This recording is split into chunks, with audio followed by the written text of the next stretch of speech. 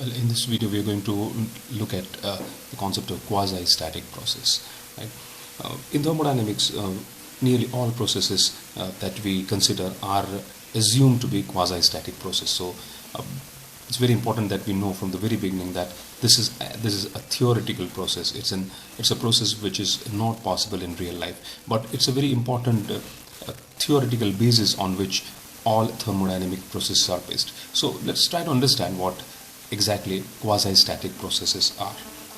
We will take our very standard model of a cylinder with a piston. So let us say this is a cylinder with a piston, and we will assume that we have gas over here. Of course, we are looking at an ideal gas. So this is an ideal gas, and this is a friction. This is a piston which is frictionless, right? So we are assuming a frictionless piston, and of course an airtight piston, right? And this piston is free to move up and down in this cylinder. Right? And let us say we have placed two weights, right? We have got two weights on this. Let us say weight 1 and weight 2, and their weight could be anything. Let's say this is a half kg, and let us say this is also half kg, right? But it could be anything. Now, this particular is state 1, and let us say the temperature pressure is P1, V1 and T1.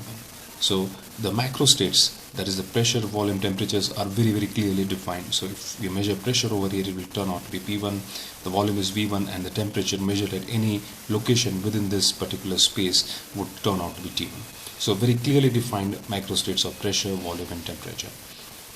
Let us see what happens when we suddenly remove one of these weights.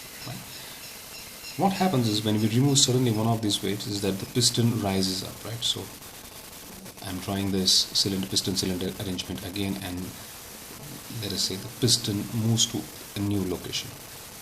So this is the new location of the piston, and now we have only one weight over here, right? Finally, we get pressure P2, V2 and T2.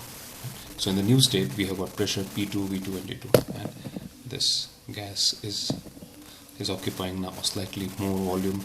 This is the increase in volume, and the macro states are P2, V2 and T2. Let's try to understand now how this happens. When you suddenly remove this weight, the piston goes into this location, and this shifting of the piston from this location to this location doesn't happen in a very smooth way, right? What actually happens is that the piston goes to this position, and it doesn't reach this position in a very smooth way. In fact, it goes up and down a little bit over here, and finally stabilizes to this position, right? Let me repeat what I said. When you remove this weight, the piston suddenly goes up, and it oscillates around this particular position. This is the final mean position of the piston. It oscillates around this particular position and finally stabilizes into this position. So the pressure, volume and temperature of the gas are not P2, V2 and T2 when this piston is moving up and down. They reach this equilibrium position of P2, V2 and T2 after the piston stabilizes. So if I try to see the condition of the gas, the pressure, volume and temperature of the gas when this piston is not stabilized, it will be very difficult for me to say exactly whether the pressure is P2 or it is something else.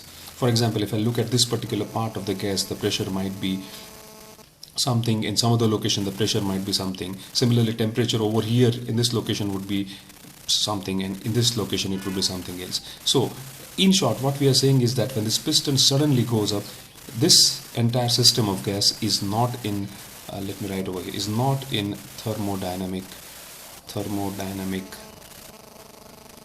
equilibrium. This system of gas is not in thermodynamic equilibrium, right? It is only after this piston stabilizes and reaches this position and maintains this position that this particular system of gas slowly reaches thermodynamic equilibrium, right? And once it reaches thermodynamic equilibrium, we have pressure P2, V2 and T2, which are very clearly defined. Till such time they are not defined. So if I let me use the space. Let us say I draw a PV diagram for this particular process. So if this is a PV diagram, let me take it up here. So this is P and this. So for this particular process, the initial position 1 is clearly defined. The final position, let us say the final position is over here, is clearly defined. But I'm not sure how 1 became 2. I'm not sure about the pressure, volume and temperature of the gas while it moved from 1 to 2. Right? The process could have taken this particular path, it could have taken this, but it's very random, right? So we are not very clear as to what the path is followed. Supposing we want this system to follow a specific path, or if we want to know how exactly it moved from 1 to 2, the question that we ask is, how can that happen? What can we do so that the pressure, volume and temperature are very clearly defined when it moves from 1 to 2? And what we do in that case is, let's look at the piston cylinder arrangement again. So let us say once again that this is the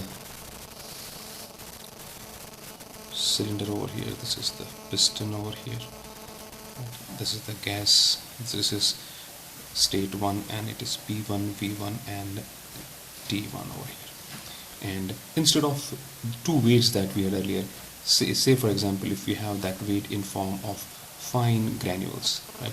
So I have again 1 kilogram of the same material, but this time instead of having it in 2 parts of half kg each, I have that 1 kg mass in form of extremely fine granules over here, right? So I have the same state as earlier, right?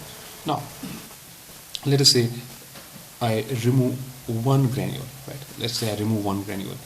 What will happen? In that case, what will happen is this piston will get displaced by an infinitesimal distance, right? The distance moved by this piston will be extremely small. But a very important thing happens. When this piston moves by a very small margin, this system of gas remains in thermodynamic equilibrium, because the displacement is so small that the gas reaches thermodynamic equilibrium nearly immediately, and therefore the system remains in equilibrium throughout. So if I take a PV diagram again, let us say this is the PV diagram, and let us say this is the initial state 1, let us say this is the final state 2. So when I remove 1 granule, I am able to clearly identify the position 2. Let me say this is state A. The state A comes when we remove 1 granule from this, right? So, but it gets very clearly defined because the PVT corresponding to A are very clearly defined. Similarly, if I remove 1 more granule, I'm able to clearly identify point B, right? And therefore what happens is that if I continue to remove this particular granule by granule, one after the other, I'm able to get a very neat and a very smooth curve between 1 and 2, right? So all the points are very clearly defined throughout this particular process. An important point to be considered over here is that we have considered this piston to be frictionless. So when we remove this 1 granule, there is no energy lost in friction. So that's another point that we need to keep in mind. And this particular process, when we move along this particular path in a very extremely small increments, is known as a quasi-static process. This is a quasi-static process. The name quasi-static because the process happens so slow, the increments are so small, they happen so slowly that it is nearly static. Therefore we call this a quasi-static process, right?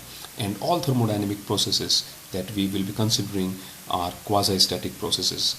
The reason why we consider quasi-static process is because the gas remains in thermodynamic equilibrium throughout, and it is possible to clearly